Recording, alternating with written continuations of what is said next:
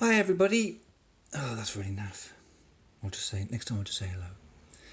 This is the Deep Blue Nato Diver 300 diver's watch. The first thing you'll notice is that it bears a striking resemblance to the Seiko SKX009. And that's probably for a good reason.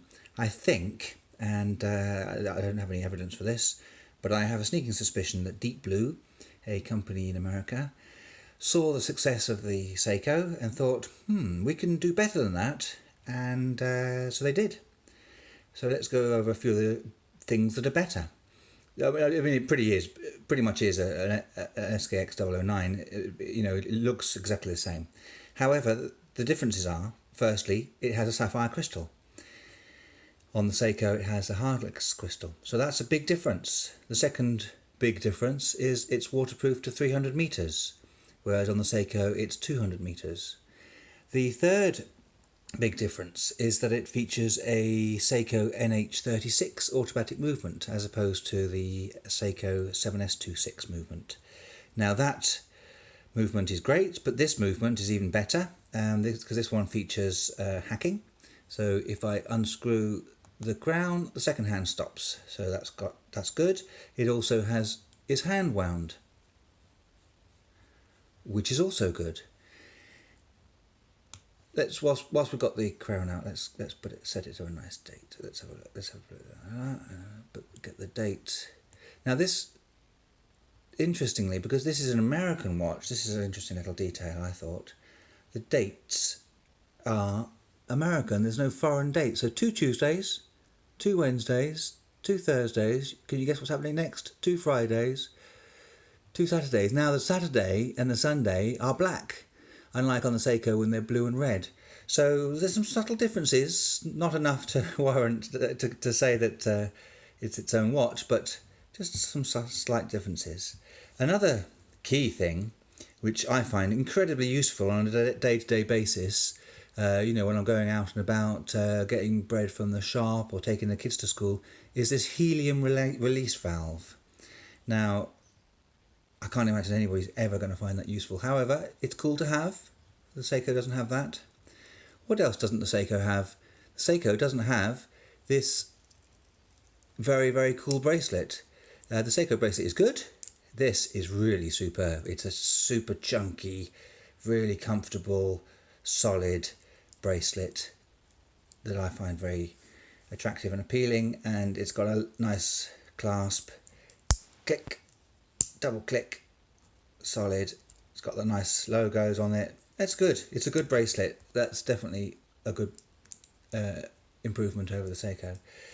The back has this logo and all the details: sapphire crystal, automatic movement, stainless steel, etc., etc. 300 meters, and it's one of however many thousand, 5,000. So it's 2,000. It's whatever model it is, number it is out of that. To be honest, I'm not that interested. So, another interesting thing, another good thing about this, which is a definite improvement, is the dial. It's not matte, it's a beautiful starburst blue, and it catches the sun. It's absolutely glorious. That really is nice. I like that. The bezel is very similar, 120 clicks, unidirectional, so it doesn't go the other way. A little bit of play. It's not perfect, but it's pretty good.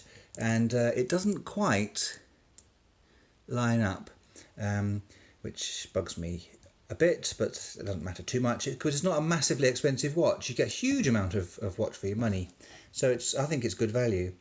Let's get some measuring going on, shall we? This is the good stuff. You've got it. Here we go. It's huge. This is a very, very large watch. It measures 44 millimeters wide. It measures 14 millimeters thick. The lug width is 22 millimeters, and the lug to lug is 52 kilometers. So that's pretty large. That's like from one town to another. So it's huge. Obviously, I'm kidding. 52 millimeters, but even so, that's huge as well. 51 millimeters, their website says. My very, very accurate measuring device says 52 millimeters. What else can I tell you? That's kind of it for the watch. One of the drawbacks, one of the strange drawbacks is the Deep Blue said to themselves, let's make an SKX009, but let's make it better in every way. And they kind of have, except in the loom. The loom is really useless.